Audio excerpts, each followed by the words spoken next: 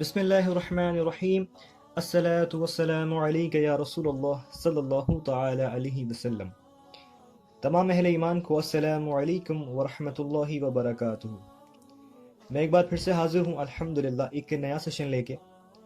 اچھا، جو لوگ نئے ہیں میں انہیں بتا دوں کہ میں نے ایک سیریز کا آغاز کیا ہے جس میں میں اور آپ اسلام کے بنیادی عقائد سیکھیں گے انشاءاللہ، اور میری آپ سے درخواست ہے کہ آپ سب میری اس کام میں مدد کیجیے۔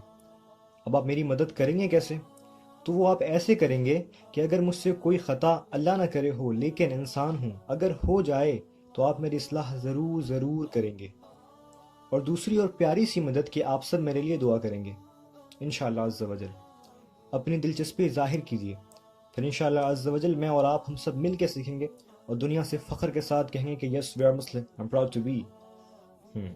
تو ہم نے اللہ اور نبیوں کے حوالے سے کچھ باتیں کر لی ہیں، اور آج ہم جانیں گے فرشتوں کے بارے میں کہ فرشتے کیسے ہوتے ہیں اور وہ کیا کیا کرتے ہیں۔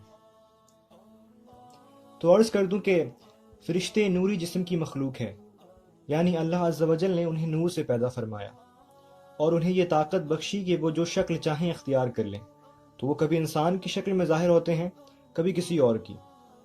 اور فرشتے صرف وہی کرتے ہیں جس کا اللہ انہیں حکم دے، وہ اللہ کے حکم کے خلاف کچھ بھی نہیں کرتے، نہ ہی جان بوجھ کر نہ ہی بھول کر، اس لیے کہ وہ معصوم ہیں۔ اب یہ معصوم کون ہوتے ہیں؟ یہ لفظ ہم سب نے سنا ہے، یقیناً سنا ہوگا، کیونکہ ہر ماں اپنے بچے کو معصوم ہی بتاتی ہے۔ لیکن آج ہم جانتے ہیں کہ حقیقتاً معصوم ہوتا کون ہے۔ تو معصوم صرف اور صرف انبیاء اور فرشتے ہوتے ہیں، یعنی ان سے کوئی گناہ ہو ہی نہیں سکتا۔ معصوم کا مطلب ہوتا ہے وہ جس سے گناہ نہ ہو سکے۔ تو نبی اور فرشتوں کے علاوہ کسی بھی امام کو یا کسی بھی ولی کو معصوم ماننا اسلام کے نزدیک گمراہی و بد مذہبی ہے۔ ہاں، اگرچہ بڑے بڑے ولیوں سے بھی گناہ نہیں ہوتے، لیکن کبھی کوئی گناہ ہو جائے تو شرعاً محال بھی نہیں ہے۔ اور نبی، اللہ کا پیغام پہنچانے میں نبی یا فرشتوں سے بھول چوک نہیں ہوتی، محال ہے۔ تمام صغائر و کبائر سے یہ لوگ پاک ہیں۔ تو سمجھ گئے آپ معصوم کس کو کہتے ہیں؟ سمجھ گئے گے انشاءاللہ۔ تو میں عرض کرنے لگا تھا کہ فرشتوں کے متعلق تو وہ کون ہوتے ہیں؟ تو وہ نوری جسم کی مخلوق ہوتے ہیں، اور وہ کیسے ہوتے ہیں؟ تو وہ معصوم ہوتے ہیں، ہم نے جان لیا۔ اب ہم جانتے ہیں کہ وہ کرتے کیا کیا ہیں۔ تو ان کو الگ الگ خدمات سپرد ہیں۔ کچھ کے ذمے انبیاء کرام کی خدمت میں وحی لانا، کسی کے ذمے پانی برسانا، کسی کے ذمے ہوا چلانا، کسی کے ذمے روزی پہنچانا، کسی کے ذمے انسان کی دشمن سے حفاظت فرمانا، کسی کے ذمے ماں کے پیٹ میں بچے کی صورت بنانا، کسی کے متعلق ذاکرین یعنی اللہ اور اس کے حبیب کا ذکر کرنے والوں کے مجموعوں کو تلاش کرنا اور ان میں حاضر ہونا، کسی کے متعلق نام اعمال لکھنا، بہتوں کے ذمے ہمارے آقا و مولا یعنی مختار کل وجہ تخلیق کائنات نبی کریم صلی اللہ تعالی علیہ وسلم کی بارگاہ میں حاضر ہونا اور مسلمانوں کے درود و سلام حضور کی بارگاہ میں پیش کرنا، یہ بھی فرشتوں کے ہی ذمے ہوتا ہے۔ اور کچھ کے ذمے مردوں سے قبر میں سوال کرنا، کچھ کے ذمے روح نکالنا، کچھ کے ذمے عذاب کرنا ہے تو کسی کے ذمے سور پھونکنا۔ اس کے علاوہ اور بھی بہت سے کام ہیں جو فرشتے انجام دیتے ہیں۔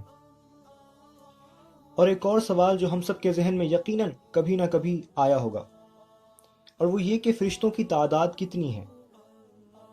تو اس سوال کا جواب یہ ہے کہ ان کی تعداد وہی جانے جس نے ان کو پیدا کیا، اور اس کے بتانے سے اس کا رسول۔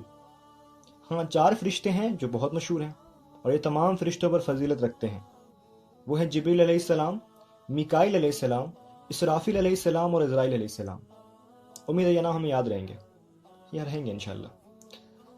اور آپ سب سے اہم اور ضروری باتیں کر دوں کہ کسی بھی فرشتے کی ذرا سی بھی بے ادبی کفر ہے۔ کچھ لوگ ہمیں دشمنوں کہنے لگتے ہیں ملک الموت، تو ایسا کہنا ناجائز اور قریب کفر ہے۔ اور فرشتوں کے وجود کا یعنی ان کے ہونے کا انکار کرنا یا یوں کہنا کہ فرشتے بس نیکی کی قوت کو کہتے ہیں، اس کے سوا کچھ نہیں، تو یہ بھی سن لیں جناب اعلیٰ کہ آپ نے جو کہا ہے یہ کفر کے سوا کچھ نہیں۔ اللہ کی بارگاہ میں دعا ہے کہ اللہ تعالی ہم سب کے ایمان کی حفاظت فرمائے۔ تو امید ہے کہ آج کی بھی یہ باتیں آپ کو سمجھ آئی ہوں گی انشاءاللہ۔ تو میں چلتا ہوں، اب آپ سے ملوں گا اگلی بار، تب تک کے لیے اپنا بہت سا خیال رکھیے گا اور دعائے خیر میں یاد رکھیے گا۔ السلام علیکم ورحمۃ اللہ وبرکاتہ۔